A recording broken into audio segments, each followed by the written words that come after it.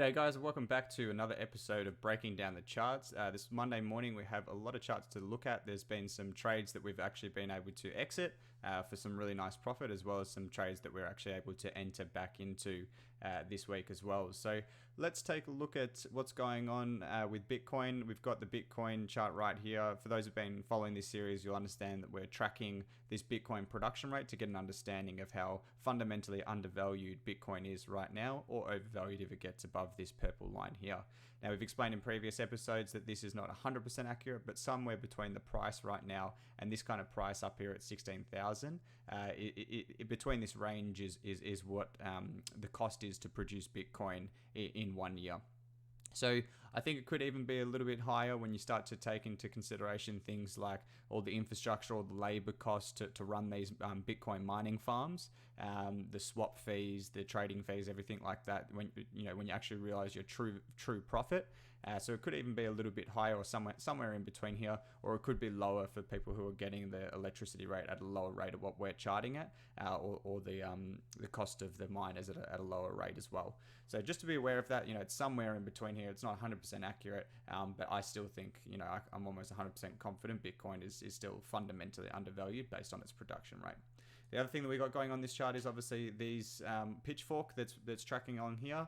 As you can see, we're kind of trading in between this second trend line, in between the regression line and the lower level. So I'm going to keep tracking this one. If we start getting lower down here at the 10,000, could look at taking some more positions. But overall, if we zoom in a little bit more, things have been quite stable, kind of just bouncing around. Haven't really broken this 12,400 mark, which has been the highest that we've seen since the previous crash. But kind of just tracking along on this stable level here. Nothing too exciting going on for Bitcoin. Moving on to Ethereum, had a really nice pump overnight. I'm going to go into an example of a trade that I was conducting on Uniswap on some of these finance coins, these yield farming coins like YFI and YVH is the coin. YFV, sorry, is the coin that I was trading last night. Basically going to talk a little bit about Uniswap later in this episode, and kind of explain what happened there and why my transaction failed. Something to be very aware of. But other than that, let's keep looking at Ethereum. So Ethereum absolutely has just outperformed Bitcoin throughout this whole year. We've just kind of broken above this 0.34 level with quite a bit of acceleration, to be honest. I think that I was a little bit surprised by this one. I thought Ethereum might have a bit of a cool off, to be honest, but it's great to see some life come back into Ethereum. Most of what I want to cover today is more on some of the smaller coins, DIA, ALEPH, and Serum, and jumping into some of the coins that we're holding long term, like Digibyte, for those FPGA miners. So not going to touch too much on Bitcoin, Ethereum today. However, it was nice to see that uptick occur. Ethereum on the USD chart there as well. As I said, not much more to cover other than it's had a nice little uptick. Looking at Digibyte, I think this is a really good opportunity to enter in on a trade for Digibyte for those that haven't already got exposure. We obviously had quite a major pullback from trying to break out of the ascending wedge. I was hoping that we were going to kind of push out of this ascending wedge on this breakout here. I had this lower line tracked up a little bit higher, because we hadn't kind of tested down this bottom bit, and I was more tracking this bottom area here. But at the moment, I've pulled that down a little bit more on the very bottom of all these points. It does look like we've just kind of broken the bottom of that, but we're never going to be 100% accurate with these lines that we're drawing. So I am willing to give it a little bit of a go. I would not want to see this kind of fall out of the bottom. However, as we know, it's all about risk management. So if you are entering a trade on this one, grab this tool over here, the long position. Click on it there, and you kind of can set how much percentage gain you want to see and how much stop loss you want to put in. So I think a stop loss down to this lower mark here, or maybe a little bit more than it, so around a 14% loss if you lost on this trade. But I honestly do think that we could potentially get, if we break out of this ascending wedge on the top side, you could be as high as kind of a 60% trade there. So the ratio on that trade in terms of risk to reward is 4 reward for every one unit of risk that you're taking on. So I think that's quite a nice trade there, and I'm personally going to be entering on this one. I've already started taking positions on Digibyte. Even though I've got quite a large exposure from my mining farm, I do want to kind of average down my position here, and look to get this upside. Might even start taking some profits at the top of this trend line, or as we get towards it, just from what I enter in here, and then all of my mining returns that I've accumulated over the past couple of months, I'll look to sell out, anywhere above here. Okay, so that could be a nice little trade to get into. Be aware that it could kind of fall out the bottom. I don't think it is going to. It's been tracking quite nicely, and I do think that's a really nice risk to reward trade if someone wants to jump on that. Moving on to Teller. So Teller has just had a really, really nice run over the week and just keeps on giving this coin. The reason why I want to cover this coin today is more to discuss what we call weak hands. Now, I actually cut out of Teller a little bit too early, to be honest. I cut out of Teller back at around about 27 USD, which I was really happy with. I obviously picked up the coins well back at about $5.50 USD, so had a nice 400+% gain there. But nevertheless, in this kind of market, when we're at the start of this kind of growth cycle, it is important to sometimes recognize that and remain with strong hands. Try and hold positions that little bit extra if you can, or use risk management and put stop losses in, but let them run. Don't just cut out. You need to take advantage of these kind of markets whilst you can. But nevertheless, as I said, more than happy with the trade that I executed. If we come back down and look at what it looked like for me when I cut out, I picked up at around 550 here, and I was looking at a chart that was just well off the charts all the way up at about $27 US, well up here. I didn't see that tick there. I think I sold out around about right here. Looking at this kind of gain, I thought, take some profits here. Entered in around this area here, or even a bit further back in April, even further back where I was mining, and for a nice or pretty much a 10x on this one, or a little bit less. So it was about 8x or so where we entered and where we exited. So I was really, really happy with that. But nevertheless, as you can see, it kind of just kept on shooting up and up and up and up and up. I've covered in previous episodes my concerns with Teller and the way that they're structuring their nodes. I just feel like it's a little bit too unstable for the network. There's a lot of centralization going on because of it. Basically you need to stake 1,000 TRB to run a node, and you're relying on the software of the TRB project that they're releasing. But if that software kind of plays up and someone disputes your node, you can actually lose that 1,000 TRB. So 1,000 TRB at the moment is not a small amount of money. We're talking $71,000 US just to run a node now. So yeah, I really think that really needs to be sorted. I think it could cause complication. That's why I stepped away from it down at this 27 mark. I was actively speaking with the Mandalore, who's one of the devs, one of the lead devs at Teller TRB, and I wasn't convinced that something was being solved there. So obviously I really like the Oracle coins. I really like these price feed coins, but at the end of the day, if it doesn't sit with yourself, you got to stick to your gut and cash out. And as I said, I was more than happy with that kind of 8x that I got on this coin. Moving on to the three coins that we've been kind of tracking. These are a smaller cap, newer coins that are doing really, really well. I'm really happy that these were recommended through to the community from Al, who's one of the guys that we're starting up our own crypto fund with as well, Al and Cam. So basically with these three coins, they're all in the DeFi space. DIA is one of the coins that are in the Oracle space, similar to Teller, TRB, and Chainlink. So I really, really like this one, and it's had an absolute run over the weekend, which we're really, really happy about. We entered most of our positions in the bond market when they were selling at about $2.80, so back here. So we're up around about 50% on those right now. Still looking to hold these. I think we'll start to look to take some positions between the $5 and $6 mark. That's where we might start taking some profits, but I still would like to hold my DIA for the longer term. I really think that we could possibly see similar price action to what's happened with TRB. They tend to track up and down for a while, and then they absolutely take off. We can also look at Chainlink as an example of this Oracle space and the power behind these Oracle coins. And look, they kind of do the exact same thing. They trend for a bit, get some really nice price action, and then they absolutely take off. Chainlink's a little bit more mature, so it's a good example to even look at Chainlink and have a look at how Chainlink can perform compared to how TRB can perform compared to Chainlink. So yeah, basically, this chart looks very similar to what's happened with TRB. So that's what I'm kind of looking for with DIA, looking to clip out some positions as we kind of move along this progression line. But nevertheless, I wouldn't be surprised if we look in 6 or so months time and it's well up at the $13, $14, $15 mark. It's possible.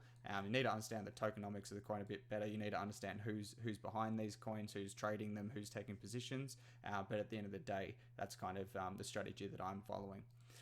With Serum as well, we cash out our positions at around about the $3.20 mark. So it actually doesn't look like on this chart it's being shown, but I sold at about $3.20 on last Friday. Reason being was we had BitMax releasing a leverage product, and we had some concerns that people were going to stack in some big short positions over the weekend. So I think we sold out, somewhere up here. Maybe it was $2.80 or $3. It was around this area here. It did actually have a really big dump on the Friday and Saturday, and then it kind of recovered on the rest of the Saturday quite well. I was thinking about picking some up here, but I thought, I'll hold off. I still think there could be a bigger push down with this leverage short positions of 3x. But it did actually recover quite nicely, and now it's pulling back a little bit. So I'm just going to hold off. I think, as you can see, this kind of triangle pattern, it's kind of broken out the bottom of the top area. And I do think we could get a nice little pullback, hopefully around between the $2 and $3 mark. I'll probably pick some up at around the $2.50 mark. But looking to get back in on Serum, I do like the FTX DEX decentralized exchange platform. I think that's going to attract a lot of attention, and there's going to be a lot of volume traded through it. So I think this coin's going to perform quite well in the long term. Just looking for my re-entry, and I'll definitely cover it. I might even cover it. I'll probably cover it in just a Discord post in the Mining Store Discord, which has been phenomenal lately. By the way, guys, we've had a lot of people, and I mean a lot of people join lately. There's a new member nearly every day or second day at the moment, which is really, really good. A lot of people coming from the Breaking Down the Chart series, so it's really good to introduce all you guys and help out a lot of people that have been struggling to kind of get into this crypto trading by themselves, and now they've been able to surround themselves with a lot of really intelligent people, a lot of really experienced people, and more importantly, a lot of people that actually really want to help out other people in the market. So that's been phenomenal. And yeah, I strongly encourage everyone watching this series to jump into the description below and jump on that 7-day free trial and really surround yourself with people that are far, far smarter than myself. I lean on these people a lot and have really good intel flow and really good strategies behind how you can actually approach this market. I do think you really want to prepare yourselves for this next bull market, because we are leading into what looks like quite a nice growth cycle, and you need to know how to deal with the emotions and how to deal with when to actually cash out. Is it too early? How to maximize your profits? How to protect your capital as well with risk management. So on that note, we have also released a course on the Forex King side of business, which is our Forex trading course. Me and Tony for the past 12 months have been putting together a course for beginners and for experts as well, which really gives everyone everything I would have liked to know before I started trading. So I strongly recommend that you get on a call with Tony Fernandez, who's the head of Forex trading and trading in general, and see if that's something that you could basically take up in this time to better yourself and your understanding of trading. Moving on from there at DIA, there's not too much to look at these other than it's in a really nice upward trend, kind of following market making material, having these pullbacks with higher highs and then lower lows, just tracking along really nicely. As I said, target is around $5 to $6 on this one. And then ALEPH. ALEPH has absolutely taken off overnight and over the weekend, which is really, really nice. A lot of the Mining Store guys, I was tracking this coin for quite a while, but there's a lot of coins being thrown out there, and I picked it up well back here at around about 30 to 35 cents range, well back here. I've been talking about this coin quite a lot, and so has Al in the Mining Store Discord, and a lot of the Mining Store guys picked it up around the 40-cent range, I think around here, 39, 40 cents. Obviously had a little bit of a pullback. No one's actually cashed out those positions. Everyone's remained at strong hands, and they have been rewarded. It's now gone up all the way to 62 cents, and it's still running. Now, I sat here this morning, I thought, should I take a little bit of profits on this one? I have been a little bit weak with things like TRB lately, so I'm actually not going to take profits on this coin. I'm just trying to find TRB. Where has it gone?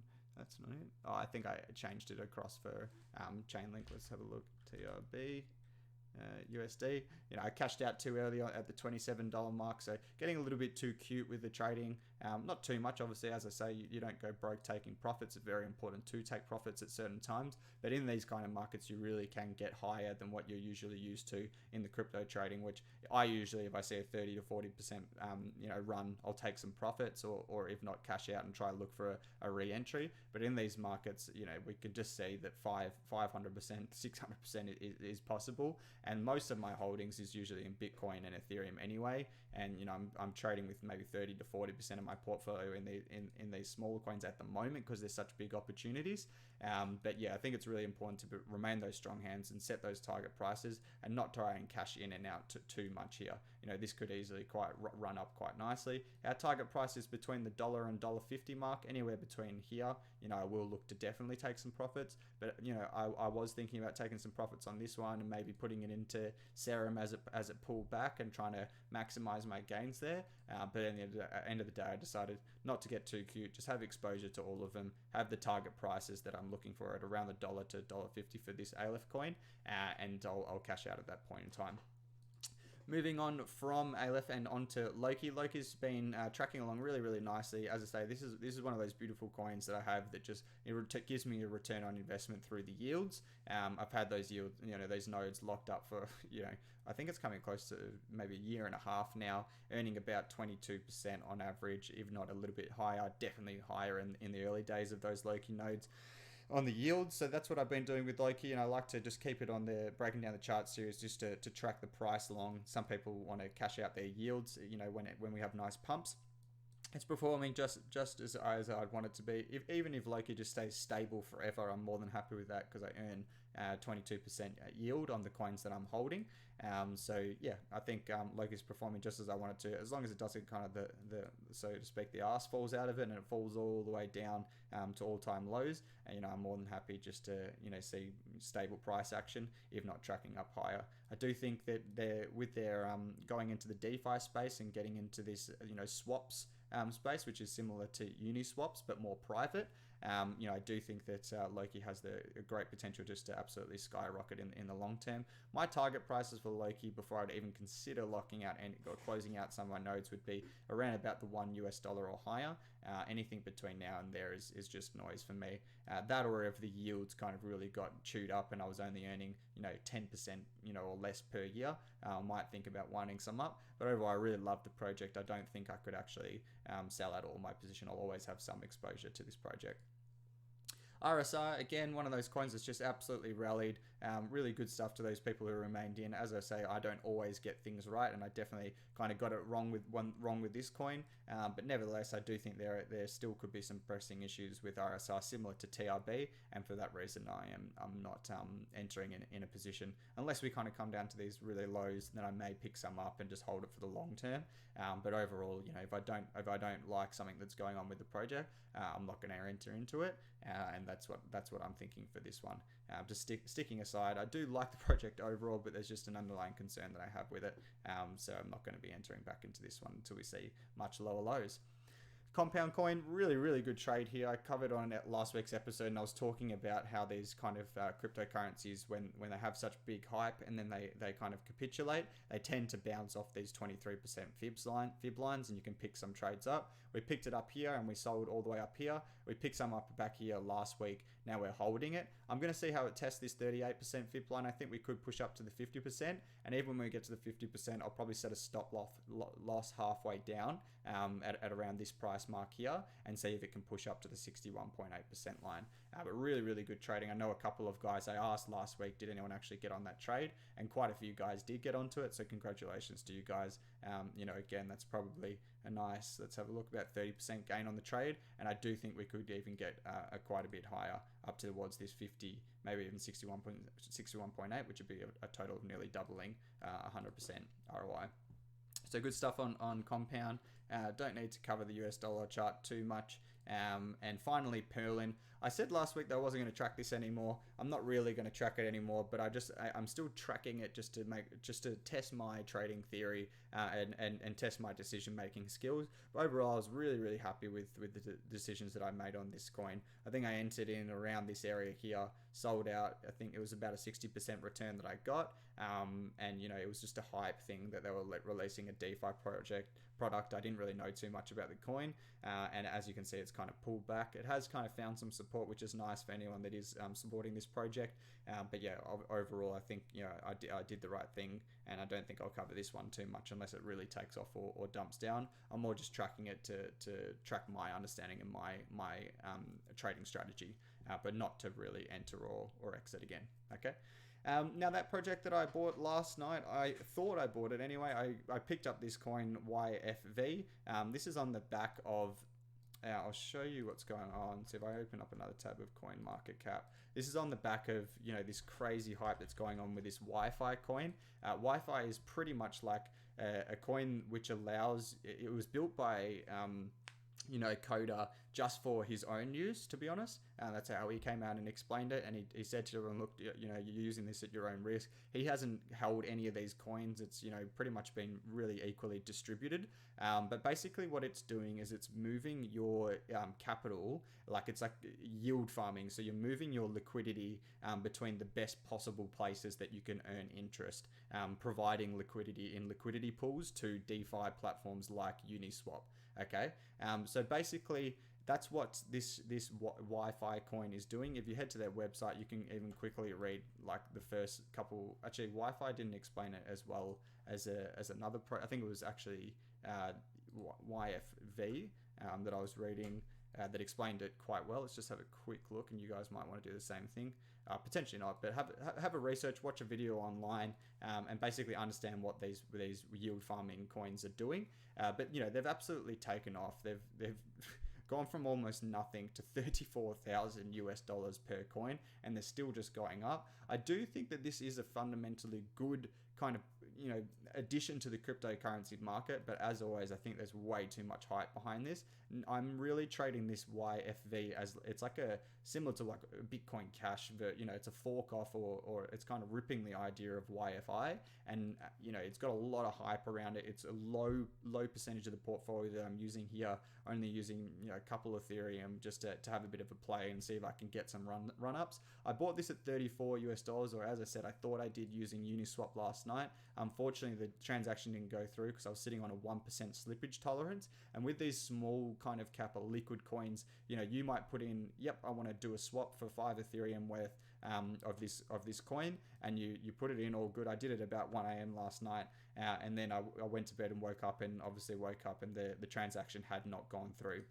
So just be really careful when you're trading these liquid coins that you put your slippage up a little bit higher to maybe 3 or 5%, and basically that'll make sure that when they move in price from $34. If I refresh this page, it'll no doubt change like a couple of cents or more. So they're small cap liquid coins. They move really quickly. They can move 3-5% really quickly. So if you put an order in and it starts moving more than 3%, your trade's not going to go through.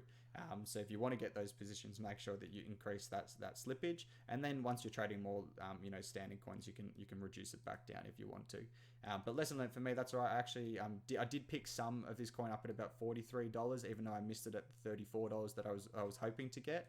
It was quite a nice trade because I was looking at it at about $40 last night, and it was probably about 11 o'clock at night.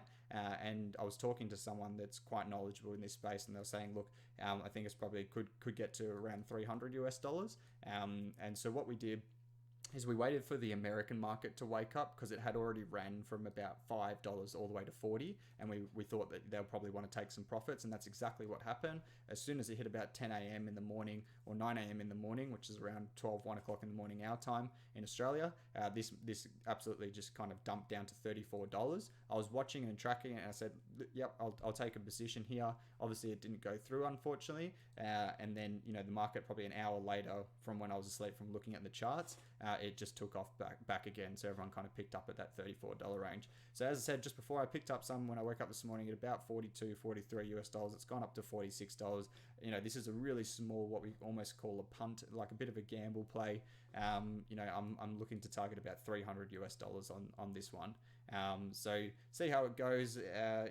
I'll track it as we go on. At least that gives you guys a bit of understanding what's going on with this Wi-Fi coin. Have a read about it. Check out their website. Watch a YouTube video or something of like, and just kind of understand what's going on with this, yield farming and DeFi and also finance space at the moment. So that's a little one that you might want to play around with. Put a really small amount in. Don't put the house on it, obviously. I don't even know much about this project, if I'll be completely honest. I'm really just going on the back of this hype, which is okay for a portion of your portfolio. The majority of your portfolio should be in projects that you trust and you want to get involved with, and you actually feel safe putting your money in. But nevertheless, as a part of your 10x portfolio or getting those huge gains, you can start to put some into here once you've set this part of your portfolio up a little bit nicer. You can roll some of the profits that you're getting from these these coins into some of these higher risk options and try get some multiples there. So that's that for today, guys. Hopefully you took a bit out of this this episode today regarding Uniswap, regarding what's going on with Wi-Fi, a bit more of an update of what we're doing with Serum, DIA and ALEPH. Really nice stuff on ALEPH, really nice trades on Compound this week, and I think overall DigiByte's probably the trade that I think you could probably pick some up and look to get a bit of a run. Good risk to reward trade here. Make sure you put that stop loss in though. Don't get emotional and let it just keep falling out of the floor if that's what it's going to do. But overall, I think it's a solid community, a solid coin. I don't think it will do that.